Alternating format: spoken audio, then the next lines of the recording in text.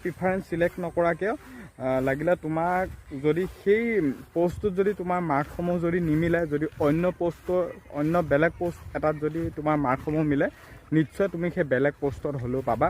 Preference selector meaning এইটোৱে যে তোমালোকৰ পচন্দ, যে তোমালোকৰ কোনটো পচন্দ হয় বা তোমালোকে কোনটো জব তোমালোকে বিচৰা মনৰ পচন্দ অনুসৰি সেই প্ৰিফাৰেঞ্চ চিলেক্টটোৱে সেইটোৱে বুজায়। ইয়াত আমি বিশেষ ভয় কৰিবলগীয়া একো নহয়। এ বিত দিছে, ইউ বিত দিছে, ইটোত নহ'লে সিটোত হ'বনে নহয়, ইউ বিত দি দিলোঁ এতিয়া এ বিত নাম আহিবনে নহয়, এনেকুৱা ধৰণৰ কমন কুৱেশ্যনবোৰে আজি পাই আছোঁ।